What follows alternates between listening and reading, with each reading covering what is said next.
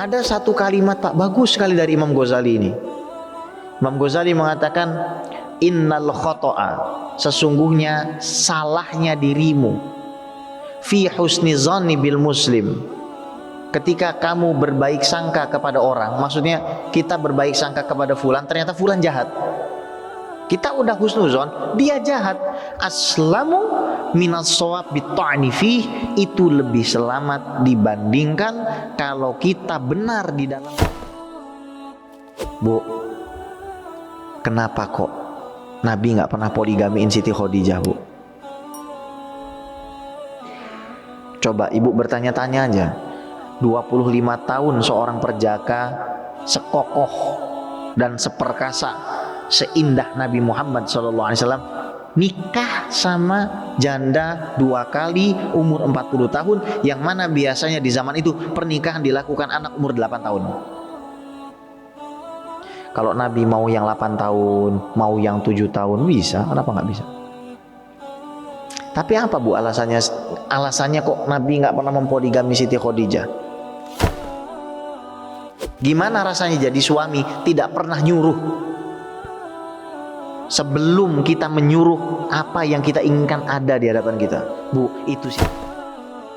Semalam itu di masjid bagian atas kan, saya lagi Isra itu kan ceramah, anak-anak kecil ngumpul berisik.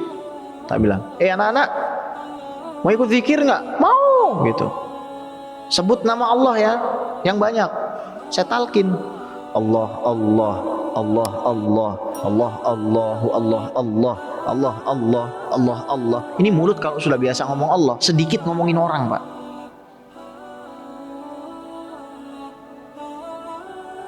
Mulut kalau sudah biasa ngomongin Allah tok, pasti sedikit ngomongin orang, pasti.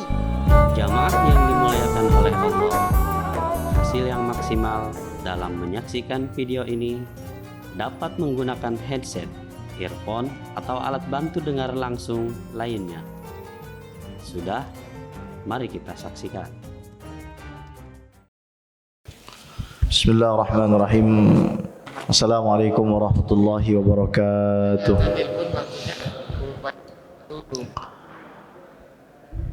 Alhamdulillah, wassalatu wassalamu ala Sayyidina Rasulillah, Sayyidina Muhammad ibn Abdillah, wa ala alihi wa sahbihi wa mawalah, wa la hawla wa la quwata illa billah. Ashhadu an la ilaha illallah wahdahu la syarika lah, wa ashhadu anna sayyidana wa maulana Muhammadan abduhu wa rasuluhu la rasula wa la nabiyya ba'daha, ma ba'd.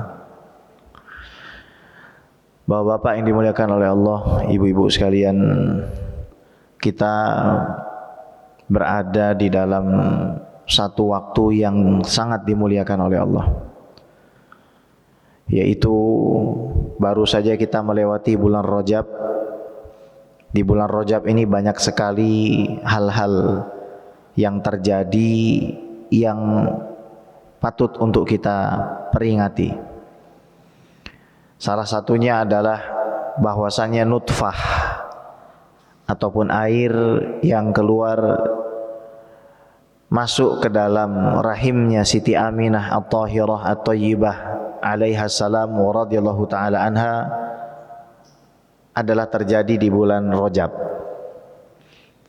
Kalau kita familiar dengan bulan Rabiul Awal sebagai bulan dilahirkannya Nabi Muhammad sallallahu alaihi wasallam, maka bulan Rajab adalah bulan di mana air sperma daripada Sayyid Abdullah terjaga di dalam rahimnya Siti Aminah At-Tahirah At-Tayyibah radhiyallahu ta'ala anha.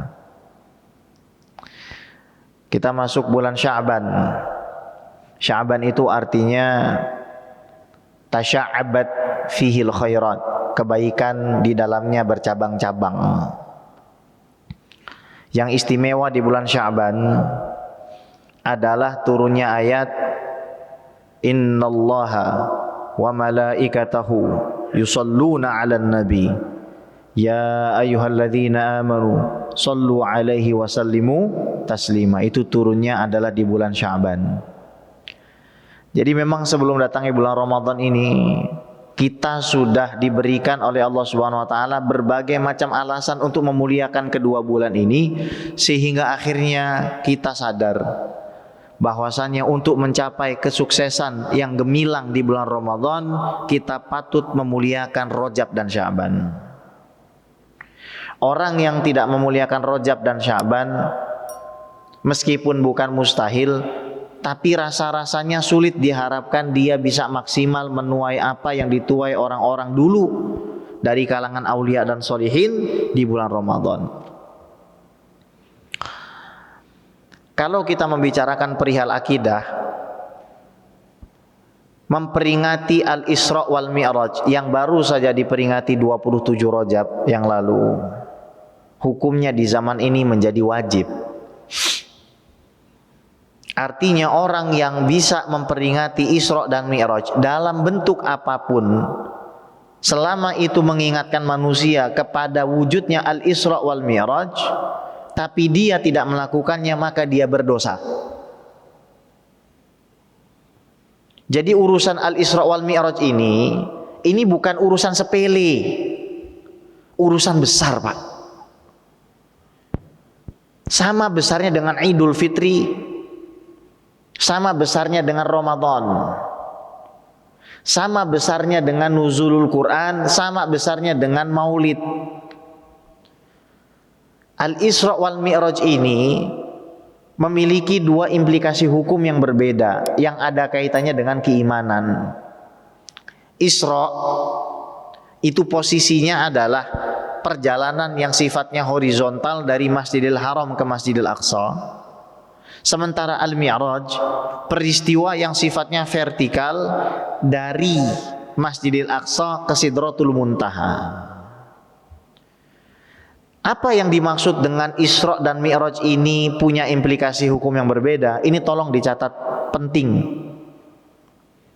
Al-Imam Al-Baijuri di dalam hasyiah beliau atas Syarah Aqaid An-Nasafiyah yang ditulis oleh Al-Imam Sa'aduddin At-Taftazani ketika menjelaskan akidah Imam An-Nasafi, beliau mengatakan mungkirul Isra'i kafir.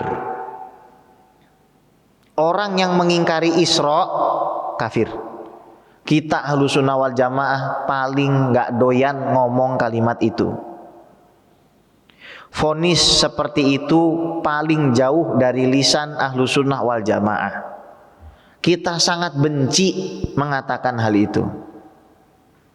Akan tetapi Imam Baijuri menegaskan orang yang mengingkari Isra itu kafir. Kita jangan punya naluri bahwasanya di luar sana semua baik-baik saja, semua ngerti agama. Enggak gitu.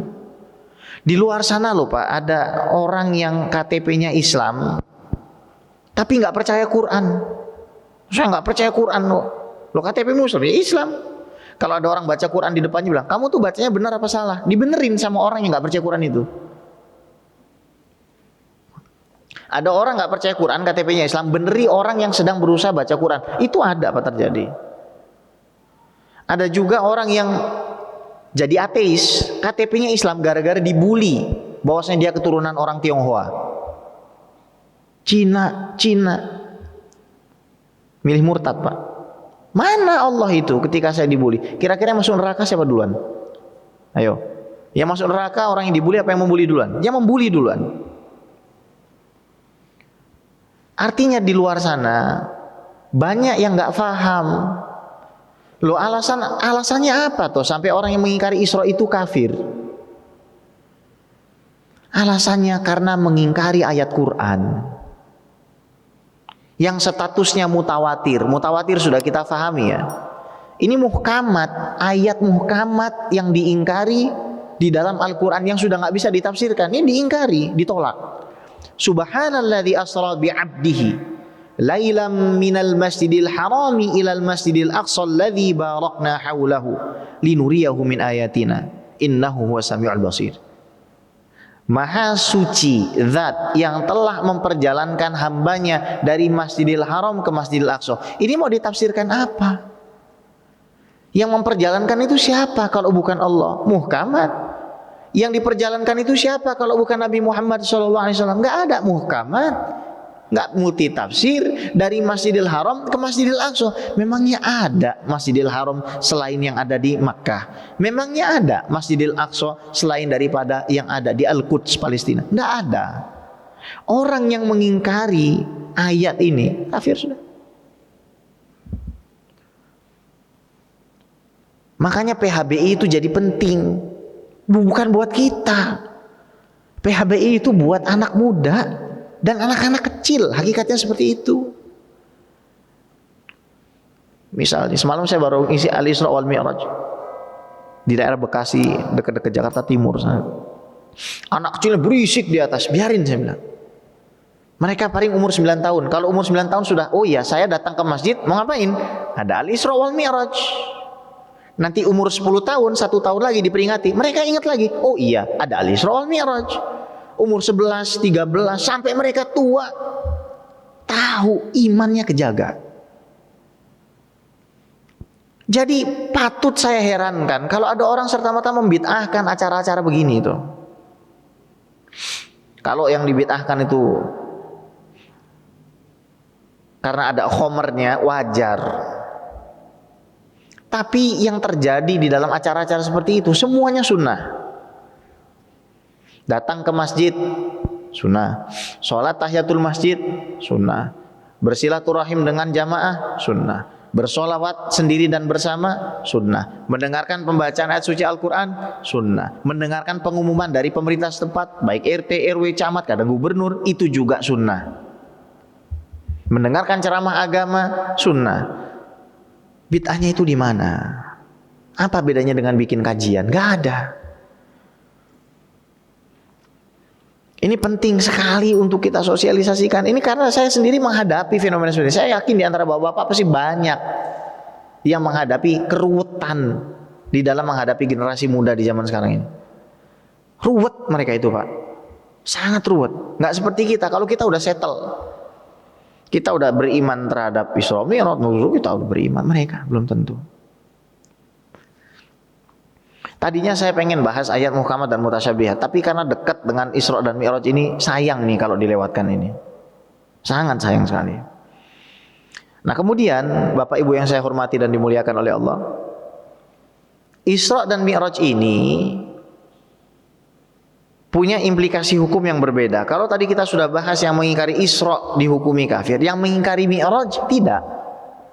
Orang yang mengingkari Mi'raj tidak dihukumi kafir, tapi fasiqun mubtadi'. Orang yang fasik, dosa besar, ahli bid'ah. Kenapa? Karena tidak mengingkari ayat Quran atau hadis mutawatir, hanya mengingkari hadis ahad. Hadis ahad itu sudah kita bahas dari kalangan sahabat 1-9 orang, dari kalangan tabi'in 1-9 orang, dari kalangan tabi'ut tabi'in 1-9 orang, tidak sampai 10 ke atas. Itu hadis ahad. Yang mengingkari hadis ahad secara umum bisa dihukumi sebagai orang yang ahli bid'ah, tidak masuk ke dalam ranah kafir lah, kira-kira begitu. Karena Mi'raj itu tidak disebut di dalam Al-Quran. Yang disebutkan di dalam Al-Quran itu Isra.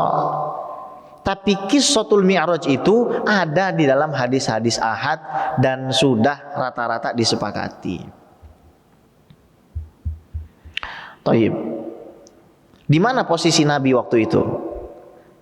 Posisi Nabi Muhammad SAW waktu Isra terjadi ada di dekat Hijr Ismail.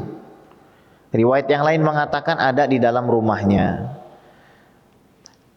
Pertanyaan, apa motifnya? Apa yang menyebabkan Allah Subhanahu wa taala mengisrakan Nabi Muhammad SAW? Baik, kita tahu pasti jawaban utamanya adalah sholat. Orang beriman saja bisa masuk neraka sakor gara-gara ninggalin sholat. Orang kafir, Pak, di dalam neraka sakor nanya loh, masalakakum fi sakor?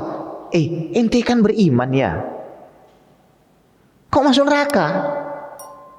Qalu lam naku minal musholin. Oh, kami enggak sholat. Itu jawaban intinya. Tapi saya ingin merelasikan antara hubungan Isra ini dengan keluarga, Pak. Betapa pentingnya hubungan keluarga di dalam membangun kita punya rumah tangga yang betul-betul diridhoi Allah, sehingga dari rumah tangga tersebut membangun sebuah negeri yang diridhoi Allah. Korelasinya adalah kepada hikmah di balik perjalanan tersebut. Nabi ditinggalkan oleh dua orang yang sangat beliau cintai dari keluarganya.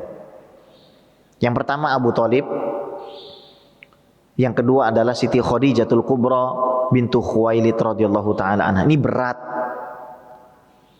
Berat kenapa? Sekarang kita lihat Abu Thalib dulu. Abu Thalib ini Pak adalah seorang paman yang tidak pernah meninggalkan Nabi Muhammad SAW di dalam keadaan sulit. Beliaulah yang mengasuh Nabi ketika Sayyid Abdul Muttalib meninggal. Umur 8 tahun Nabi sudah diasuh oleh beliau. Diajarkan bagaimana menggembala kambing, diajarkan bagaimana berbisnis dengan baik, dipersilahkan Nabi untuk mengumpulkan anak panah pada saat berperang, diajak Nabi SAW untuk berdiskusi pada Hilful Fudul, terjadi perang Fijar antara suku Quraisy dengan Bani Abdi Qais di rumah Abdullah ibn Jud'an.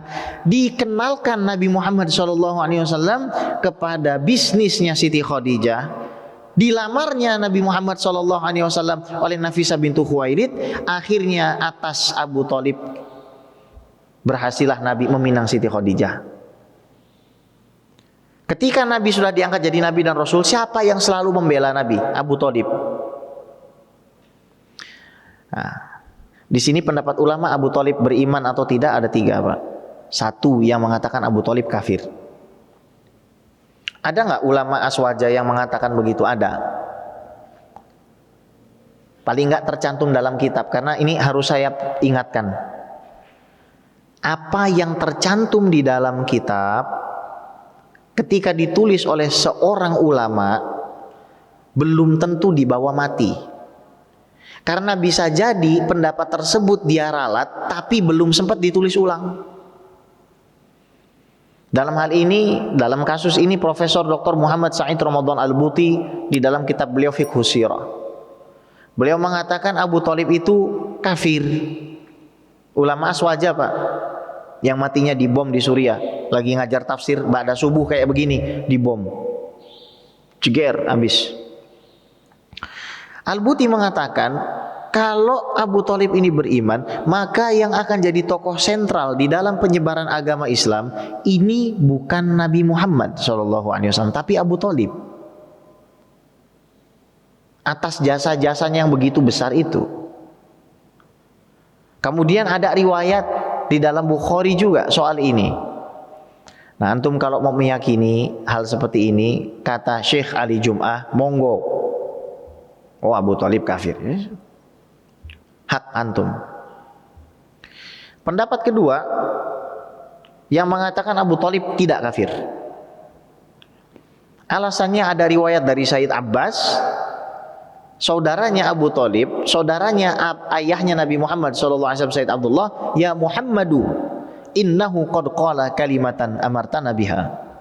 Wahai Muhammad, sesungguhnya Abu Thalib sudah mengatakan satu kalimat yang engkau perintahkan kami untuk menyebutnya, la ilaha illallah Muhammadur Rasulullah.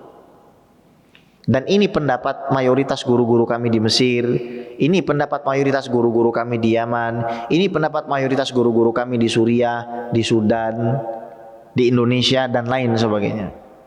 Dan ini pendapat yang saya yakini. Yang ketiga, tawakuf. Saya nggak mau ngomong. Saya tidak mau mengatakan beriman, saya juga nggak mau mengatakan kafir. Ada satu kalimat Pak bagus sekali dari Imam Ghazali ini. Imam Ghazali mengatakan, innal khoto'a, sesungguhnya salahnya dirimu, fi husni zanni bil muslim, ketika kamu berbaik sangka kepada orang. Maksudnya kita berbaik sangka kepada fulan, ternyata fulan jahat. Kita udah husnuzon, dia jahat.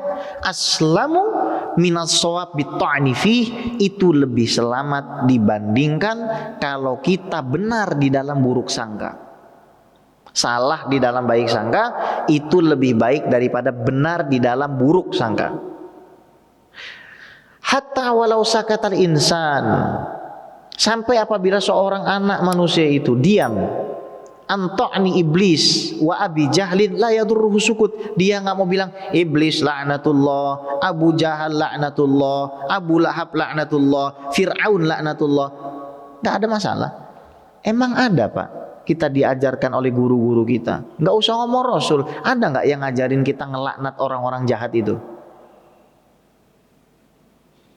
Ada. Fir'aun laknatullah, Fir'aun laknatullah, laknatullah, ada yang ngajarin begitu? Nggak ada. Maka ajaran yang mengajarkan melaknat nggak benar. Melaknat Sayyidina Abu Bakar nggak benar. Melaknat Sayyidina Umar nggak benar. Melaknat Sayyidina Utsman nggak benar. Itu Abu Thalib. Berat bagi Nabi itu. Relasinya apa? Relasinya adalah Nabi SAW menjaga hubungan silaturahim sama seluruh anggota keluarganya. Itu Nabi. Siti Khadijah. Kenapa kok Nabi sangat terpukul dengan kehilangan Siti Khadijah? Bu, kenapa kok Nabi nggak pernah poligamiin Siti Khadijah, Bu? Coba ibu bertanya-tanya aja.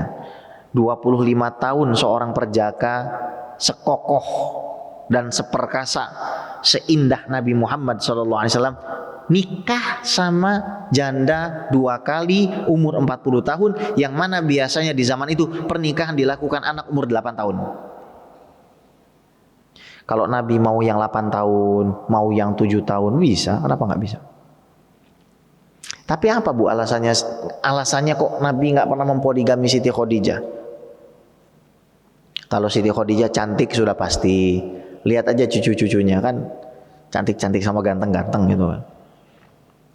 Tapi begini loh, nih Pak, lihat. Misalkan Nabi itu haus, Nabi nggak pernah Bu ngomong saya haus, nggak pernah. Minuman sudah ada. Ketika Nabi lapar, Nabi nggak pernah ngomong saya lapar nih, makanan sudah ada.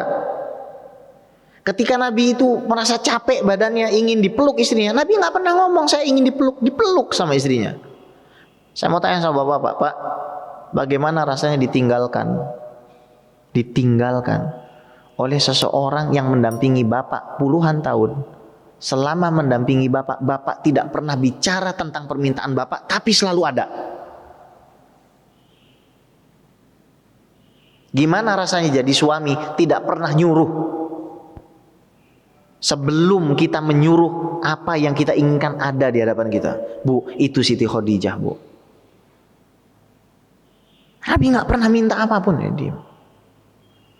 Dan kalau saya disuruh menyifati siapa Siti Khadijah, maka saya ingin mengatakan bahwa Siti Khadijah itu adalah ulama perempuan pertama di dalam agama ini. Karena tidak ada sebelum Siti Khadijah orang yang berdalil. Siti Khadijah itu berdalil bahkan sebelum ayat Al-Quran itu tentang hal-hal tersebut diturunkan. Alhamdulillah.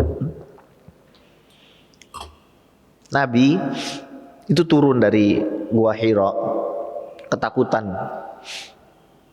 Ini khosyitu ala nafsi, ngomong sama istrinya, saya takut, saya khawatir terhadap apa? Terhadap saya tidak bisa membawa beban ini. Satu orang kok disuruh merubah dunia. Perempuan diperjualbelikan di pasar, anak perempuan dikubur hidup-hidup, perempuan kalau tawaf tidak pakai busana, bunuh-bunuhan itu biasa, perzinahan merajalela, khomer di mana-mana. Gimana caranya saya bisa merubah ini? Siti Khadijah pakai dalil. Wallahi ma yukhzikallah. Demi Allah, Allah tidak akan mencelakakanmu. Innaka la tasilur rahim, engkau menyambung tali silaturahim, wa taksibul ma'dum, Allah tidak akan mencelakakan kamu karena kamu memenuhi hajat orang yang tidak punya. Wa tahmilul kal, Allah tidak akan mencelakakan kamu karena kamu memikul beban orang yang tidak mampu. Wa taqrid dhaif, Allah tidak akan mencelakakanmu karena kamu memuliakan tamu. Wa tu'inu ala nawaibil haq, Allah tidak akan mencelakakan kamu karena kamu menolong orang-orang yang benar. Itu dalil seorang istri. Jadi Siti Khadijah itu bukan yang kelemar-kelemar gitu loh. Iya, assalamualaikum, iya suamiku. Bukan yang model-model kayak gitu, tok gitu loh. Iya, Pak. Suaminya kena masalah. Iya, iya. Siti Khadijah loh. Kamu nggak akan celaka. Kamu orang yang nyambung tali silaturahim. Kamu orang yang suka menolong. Kamu orang yang suka muliakan tamu, ngangkat beban. Kamu suka membantu orang yang berbuat benar. Kamu nggak akan celaka. Nabi. Pantas nggak dipoligami, Pak? Benar ya? Pantas nggak dipoligami? Wajar. Nah itu sikapnya itu. Nabi ditinggalin Siti Khadijah, ya Allah Pak. Musibah terberat Nabi, coba tebak apa? Keluarga. Abdullah bin Ubay bin Salul itu Rasul munafikin di Madinah, tahu cara menghancurkan hati Nabi itu bukan dengan berperang. Menghancurkan hati Nabi itu ya pakai keluarga. Difitnah Siti Aisyah, selesai. 1 bulan Nabi nggak tegur Siti Aisyah, berat, nangis Siti Aisyah. Makanya tolong dijaga rumah tangganya, Bu. Dijaga rumah tangganya itu. Introspeksi diri. Kalau kita memang punya salah, introspeksi. Supaya apa? Kita bisa diperlakukan sama Allah seperti Siti Khadijah. Diberikan suami yang betul-betul setia bersama kita itu. Thayyib. Jangan bilang, wah saya mah sudah kayak Siti Khadijah, suami saya aja pret kayak Siti Khadijah, Bu. Ya Allah, Bu. Masih ngomongin uang belanja ini itu marah-marah, ngomong Siti Khadijah, Bu. Ya Allah, Bu, Siti Khadijah jangan dibandingin. Bandingin. Oke, jadi berat ya, berat. Linuriyahu min ayatina itu maksudnya apa? Mau menghibur Nabi. Kami itu perjalankan hamba kami ini, Muhammad Rasulullah sallallahu alaihi wasallam ini dari Masjidil Haram ke Masjidil Aqsa buat memperlihatkan dia bukti-bukti kami supaya dia terhibur. Nabi ini pengen dihibur. Apa maknanya? Isra dan Mi'raj ini soal kita punya iman gak sama Allah. Dalam kondisi terberat kita, dalam kondisi tersulit kita harus tetap yakin pasti ada jalan. Apapun yang kita hadapi, Nabi mau dibunuh, Pak. Ya Allah, mau dibunuh. Sahabat-sahabatnya sudah ada yang pernah dimutilasi, Pak. Kehilangan para pembelanya. Allah pasti kasih jalan keluar, pasti kalau kita tawakal. Nggak mungkin enggak itu. Ini masalahnya iman. Ini intermezzo nih, ada seorang laki-laki berkulit hitam, nggak punya duit, dia jatuh cinta dengan anak Pak RT-nya yang cantik, rupawan, jelita, kulitnya putih, mulus. Kalau modalnya iman dia, ya Allah, mungkin secara naluri akal nggak mungkin aku sama dia, tapi Engkau yang maha membolak-balikan keadaan. Bisa Allah jadikan dia orang kaya? Bisa Allah bolak-balikan hatinya si perempuan itu? Iman. Nabi posisinya lagi di Hijr Ismail, dijemput oleh 3 malaikat, Jibril, Mikail, Israfil. Jibril, Mikail, Israfil. Ini malaikat-malaikat mulia, Pak. Kita ini mentok-mentoknya yang jemput Israel, udah itu aja itu. Ya mentok-mentok paling Israel. Ini 3 ini. Dijemput, dibawa ke sumur Zam-Zam. Sumur Zam-Zam itu sekitar 10 meter, Pak, dari arah Ka'bah itu. Hajar Aswad, sekitar 10 meter dari situ tuh. Dibedah. Orang liberal akan bilang, pembedahan itu pembedahan yang maknawi. Itu bukan pembedahan yang hakiki. Alasannya apa? Banyak orang cuci darah kelakuannya nggak benar. Kalau emang gara-gara kita mengeluarkan organ tubuh terus dicuci pakai air Zam-Zam, kita bisa jadi orang yang benar. Enak benar, Pak. Tinggal beli air Zam-Zam 1 galon, kita ke dokter bedah, suruh cuci, kita punya organ tubuh pakai dokter bedah, selesai. Apakah lantas kita jadi orang yang benar? Itu alasan mereka itu. Oh, ntar dulu. Pembedahan itu terjadi real. Dan tujuannya bukan untuk itu. Realnya pembedahan itu untuk menunjukkan bahwa Nabi bukan manusia biasa, karena Nabi dibedah 4 kali. Umur 4 tahunan, umur 10 tahun, umur 40 tahun pada saat diangkat jadi Nabi dan Rasul, umur 50 tahun Isra wal Mi'raj. 4. Dan pembedahan yang disaksikan manusia itu ketika umur Nabi 4 tahun. Anak kecil dari kampungnya Halimatus Sa'diyah itu menyaksikan darah Nabi berceceran kemana-mana. Innahum qatalu Muhammada. Teriak-teriak ini anak kecil. Seperti orang stres, histeris, lari di kampung. Muhammad sudah dibunuh, Muhammad sudah dibunuh. Darahnya di mana-mana. Itu bukti tanpa anestesi, tanpa teknologi kedokteran termutakhir di zaman ini. Ternyata Nabi masih utuh. Fakta sejarah. Apakah Nabi punya kotoran? Enggak.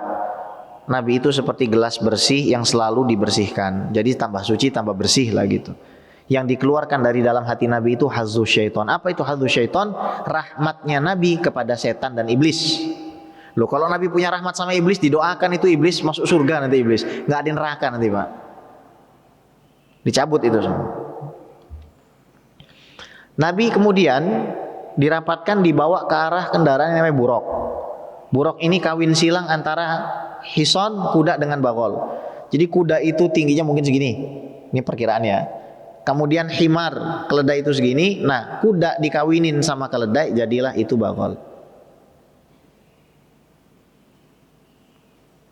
Kuda dikawinin sama himar, jadilah itu apa? Bagol. Awal-awal buraq mau dinaikin, buraq ini nggak mau. Dia nggak mau dia dinaikin sama Nabi, karena nggak tahu itu Nabi. Lalu malaikat Jibril bilang, kamu tahu nggak ini siapa yang mau naikin kamu? Enggak, ini adalah Sayyidul Anbiya wal Mursalin, Nabi Muhammad. Buraq keringetan. Setelah dia berkeringat, akhirnya ngapain buraq? Mau dinaikin Nabi. Ada sayapnya panjang, terbang. Datang-datang langsung aja Nabi melihat banyak pohon kurma. Terus kata malaikat Jibril, "Sholli." Salat di sini. Pertanyaannya, salat apa? Maka salat Isya? Nah, salat malam. Wa minal laili fatahajjad bihi nafilatan laka asa ayyab'asaka rabbuka maqaman mahmuda. Karena ketika Nabi turun dari Sidratul Muntaha itu sebelum waktu subuh, dan ketika datang waktu subuh Nabi belum sholat subuh karena kaifiat ataupun cara-cara sholat subuh. Seperti apa sih cara sholat subuh? Ya rokaatnya. Seperti apa sih cara sholat subuh? Ya mungkin ada kunutnya. Seperti apa sih cara sholat subuh? Ya sebabnya adalah karena terbitnya fajar, selesainya adalah ketika terbit matahari. Itu belum diajarkan. Itu bukti bahwasanya ada pendapat ulama, cuman ya saya tidak mau langsung meyakini. Jadi namanya sholat subuh, duhur, asar, maghrib, isya itu adalah pemberian Allah. Subuh ke Nabi Fulan, duhur ke Nabi Fulan, asar ke Nabi Fulan, kemudian maghrib ke Nabi Fulan, isya ke Nabi Fulan, yang ditujukan kepada Nabi Muhammad 5-5-nya. Sementara nabi-nabi lain satu sholat begitu. Tapi saya di dalam masalah seperti ini saya mementingkan nas atau teks dari riwayat. Harus begitu, kita harus begitu. Ada nggak di dalam masalah akidah ini riwayatnya? Terus riwayatnya statusnya apa? Kalau ada pendapat ulama, nggak apa-apa dikutip, nggak apa-apa. Seperti saya ngutip kayak gini, nggak apa-apa. Cuma untuk diyakini nanti dulu. Kutip nggak apa-apa, itu khazanah Pak. Jangan kita tolak juga. Kutip aja nggak apa-apa. Nah kemudian hadirin dimuliakan oleh Allah, Nabi nanya, saya ini sholat di mana? Lalu kata malaikat Jibril, sholaita fit Thayyibah, kamu itu sudah sholat di Madinah. Ini hiburan. Oh, nanti dakwahmu akan sampai ke sini. Ini jam berapa ini? Bapak-bapaknya sudah gerak ini soalnya, ya. Jadi dikasih hiburan Nabi itu. Setelah itu naik lagi jalan. Ada yang ngejar dari belakang, bawa obor. Mau membakar Nabi. Siapa? Jin Ifrit. Orang Mesir itu kalau lagi kesal sama kawannya, manggil kawannya Ifrit, ya Ifrit gitu. Ifrit gitu. Ifrit ini jinnya besar, gede, serem, ya. Pokoknya ngeri lah. Akhirnya Nabi diajarkan doa sama malaikat Jibril. Ya, doanya itu ada di dalam kitab Al-Anwar Al-Bahiyah fi Isra wa Mi'raj Khairul Bariyah Abu Yazid Muhammad bin Alawi bin Abbas Al-Maliki. Doanya ada di situ, diajarkan doa itu sama malaikat Jibril. Nanti Nabi Ibrahim alaihissalam juga ngasih zikir sama Nabi Muhammad SAW untuk kita baca. Ya. Itu nanti ketika ketemu Nabi Ibrahim alaihissalam di langit ketujuh, tuh ada zikirnya tuh. Suruh umatmu baca ini gitu. Terus terbaliklah itu, jin ifrit terbakar. Nabi jalan lagi, tiba-tiba Nabi mencium bau harum. Ini bau harum apa? Ini bau harumnya tulang belulangnya Siti Masyitoh dan keluarganya. Masyitoh itu artinya tukang sisir, bukan nama. Jadi kalau misalkan kita kasih nama anak Siti Masyitoh, jangan marah dan baper kalau dibilang tukang sisir. Karena Masyitoh itu bahasa Arab yang artinya tukang sisir. Secara tekstual memang artinya tukang sisir. Nama aslinya nggak dikasih tahu. Nggak ada riwayat tentang nama aslinya, itu nggak ada. Karena orang Ibrani tidak mungkin pakai bahasa Arab. Siti itu dari Sayyidati Masyitoh. Nah Masyitoh ini lagi nyisirin anaknya Firaun. Tiba-tiba jatuh sisirnya. Lalu Masyitoh ini seperti kita latah misalkan pada saat bersin mengucap alhamdulillah. Ini sisir jatuh ucapnya bukan cuma bismillah. Bismillah halaka Fir'aun. Bismillah semoga Fir'aun celaka. Kita lagi nyisirin anak bosnya kita hina-hina. Gimana perasaannya kira-kira? Anak itu langsung tanya, kamu mau saya aduin bapak saya? Nantang. Lihat bu, perempuan bu. Aduin aja. Ini perempuan loh. Aduin aja. Perempuan yang kokoh seperti gunung. Perempuan yang nggak bisa digerakkan oleh apapun keimanannya. Ini orangnya. Perempuan loh. Saya selalu merinding kalau mengingat-ingat cerita tentang Siti Masyitoh itu. Selalu merinding. Kok ada bisa perempuan kayak begitu itu? Kita demo, misalkan berjilid-jilid menuntut pemerintah, misal, meskipun saya nggak ikut ya, demo, berani nggak demo sendirian? Jangan bandingkan keimanan kita dengan keimanan Siti Masyitoh, nggak ada apa-apanya, nggak ada. Datang Siti Masyitoh di hadapan Fir'aun, Pak. Fir'aun ini kejinya luar biasa. Ditanya, awalaki robban ghairi, emang kamu punya Tuhan selain saya? Ini perempuan bu, ngomong di depan tirani bu, yang kalau bunuh nggak pakai mikir. Itu semua anak bayi laki-laki di kota Mesir waktu itu habis anak bayi. Perempuan yang lagi hamil disembelih semua. Ibu berani nggak sendirian ngadepin orang kayak begitu? Belum tentu. Apa jawab Siti Masyitoh ketika ditanya, emang kamu punya Tuhan selain saya? Apa kata Siti Masyitoh? Rabbuka wa Rabbi Allah. Tuhan kamu dan Tuhan saya Allah. Perempuan loh ini. Perempuan ini. Tuhan kamu dan Tuhan saya Allah. Kalau laki wajar, mungkin berani gitu. Ini perempuan. Tuhan kamu dan Tuhan saya ini Allah. Kamu mau murtad? Tidak. Siap mati? Mati. Siap. Kalau kita kan, kamu siap mati atau tidak? Tahu. Kita bisa jawab begitu kan. Lain gitu. Akhirnya diambilin kuali, Pak. Nggak tahu sebesar apa itu kualinya. Diisi air, dibuat mendidih. Ketika air itu sudah bergolak, bukan, diisi minyak. Diisi minyak dulu, diisi minyak, mendidih. Ketika minyak sudah mendidih, ditaruh air. Gimana Pak? Kalau pernah masak nggak Pak? Kalau yang pernah masak pasti tahu Pak, kalau minyak mendidih disiram air, hasilnya luar biasa. Api api itu. Ini suaminya loncat, set, masuk. Iman, anak sulungnya loncat. Tinggal Bu Siti Masyitoh beserta anak yang masih disapih belum 2 tahun. Mau loncat, lihat anaknya. nggak tega. Sempat terbesit mungkin kalau saya lihat dari redaksi kalimat dari bayi yang akan ngomong ini, mungkin Siti Masitoh sempat sedetik mungkin ada perasaan nyesel kenapa tidak ngambil rukhsah atau keringanan. Kalau kita dalam keadaan begitu boleh nggak ngaku kafir? Boleh. Oh, saya kafir, tapi dalam hati beriman. Wa qalbuhu mutmainnun bil iman, kecuali orang dipaksa dan hatinya tetap dalam keimanan, boleh. Akhirnya Allah menggerakkan lisan bayi tersebut. Ini kalimat, ayolah kita jadikan bekal hidup sampai mati nanti. Sampai menutup mata dan menutup usia. Ini kalimatnya. Apa kata bayi tersebut, Pak? Ya ummi, wahai ibuku, la takhafi, jangan kamu khawatir, jangan kamu takut atas apa yang akan kamu hadapi nanti. Nggak usah takut, jangan takut sama masa depan.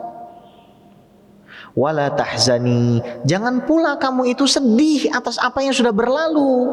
Fa innaki alal haq, karena kamu berada di atas kebenaran. Gimana caranya bisa nanamkan perasaan begitu? Jawabannya ada di surat At-Taubah ayat 40. Idh qala li sahibihi la tahzan innallaha ma'ana. Nabi mengatakan kepada Sayyidina Abu Bakar, jangan kamu sedih, Allah bersama kita. Kalau kita pengen punya perasaan tidak takut masa depan, kemudian kita pengen punya perasaan sudah tidak lagi memikirkan masa lalu, pasrah total kepada Allah, kuncinya cuma satu, Pak, tetap bersama Allah. Gimana caranya supaya tetap bersama Allah? Kata Nabi apa? Lidah. Lidah ini adalah remote control mata. Lidah ini remote controlnya telinga. Remote control tangan, kaki, lidah namanya. Ini Nabi yang ngomong, bukan saya. Nabi yang ngomong. Kalau mau kontrol sholat, kontrol lidah. Mau kontrol puasa, kontrol lidah. Mau kontrol dari zina, kontrol lidah. Lidah dulu dikontrol. Gimana caranya ngontrol? Banyak menyebut nama Allah. Semalam itu di masjid bagian atas kan, saya lagi Isra itu kan ceramah, anak-anak kecil ngumpul berisik. Tak bilang, anak-anak mau ikut zikir nggak? Mau gitu. Sebut nama Allah ya, yang banyak. Saya talkin, Allah, Allah, Allah, Allah, Allah, Allahu, Allah, Allah, Allah, Allah, Allah, Allah. Ini mulut kalau sudah biasa ngomong Allah, sedikit ngomongin orang, Pak.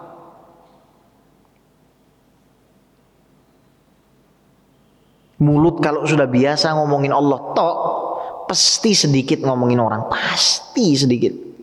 Males, eman. Bib, nggak boleh Bib, zikir pakai isi mufrad. Allah bilang dalam Al-Quran, wadhkurisma rabbika, kok sebut nama Tuhanmu. Tuhanmu siapa? Allah. Nabi mengatakan la taqumu sa'ah hatta la yuqalu Allah, Allah, Allah.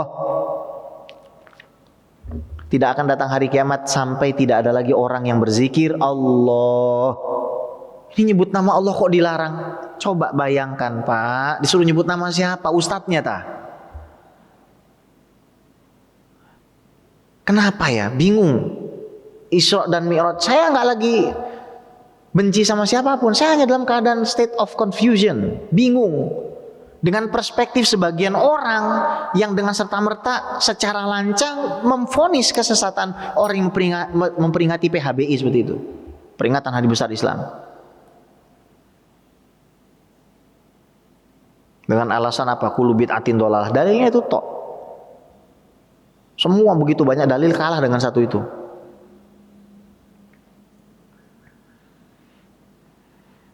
Lihat ya, Pak. Jadi Isra dan Mi'raj ini kan Masjidil Aqsa aja belum sampai. Udah mau jam 6. Ini Masjidil Aqsa belum sampai, apalagi Sidratul Muntaha, ini masih panjang, Pak. Tapi inilah, Pak, artinya Allah amanahkan kita dengan Masjid Asy-Syarif ini. Allah percaya sama kita bahwasanya kita bisa untuk terus menjaga dari umatnya Nabi SAW biar nggak hilang arah. Semua kajian yang dibikin di sini, semua peringatan hari besar Islam yang dibikin di sini, itu adalah bukti bahwasanya kita turut serta menjaga daripada syariat. Maka saya doakan semoga masjid ini semakin syiar, semakin banyak yang datang ke sini dan mengambil manfaat, dan siapapun yang ngurusi masjid ini, siapapun yang mencintai masjid ini dicintai oleh Allah dan Rasulullah SAW. Baik, kurang lebihnya saya mohon maaf. Kalau nggak ada pertanyaan, alhamdulillah begitu. Baik, jazakumullah khairan katsiran. Mungkin ada satu penanya atau dua. Ada jamaah yang ingin bertanya? Nggak ada, sudah jelas ya, alhamdulillah ya. Baik, terima kasih kepada asati semua, Bapak Ketua DKM, kemudian teman-teman, Bapak Ibu semua yang sudah hadir, tokoh masyarakat. Ya inilah Pak yang bisa saya sampaikan. Saya sebagai anak muda ini cuma merasa sedih saja kok ketika ada cara-cara yang memang legal oleh syariat justru malah diharamkan, dibid'ahkan. Saya cuma sedih saja Pak. Kalau saya nggak ada masalah, orang nggak mau memperingati Isra dan Mi'raj, bodoh amat kalau saya egois mah. Tapi peringatan hari-hari besar ini supaya apa? Menyelamatkan anak-anak yang ada di bawah kita itu. Dan mereka jumlahnya Pak, ya Allah sangat banyak. Ya Allah Pak, jangan kita anggap yang datang ke Asyarif ini semua orang Islam tuh yang datang ke Asyarif, anak-anak Bapak Ibu, enggak. Ya Allah Pak, banyak Pak yang nggak paham, yang sangat banyak. Jadi setiap ada peringatan hari besar Islam, ayolah kita bantu. Secara finansial kita bantu, secara moral kita bantu. Insya Allah, in tansurullaha yansurkum wa yutsabbit aqdamakum. Kalau kamu tolong agama Allah, maka Allah akan tolong kamu. Kita tutup dengan baca sholawat, hamdalah dan doa kafaratul majlis. Wa sallallahu ala sayyidina Muhammadin wa ala alihi wa sahbihi ajma'in. Walhamdulillahi rabbil alamin. Subhanakallahumma wa bihamdika asyhadu an la ilaha illa anta astaghfiruka Allahumma wa atubu ilaik. Assalamualaikum warahmatullahi taala wabarakatuh.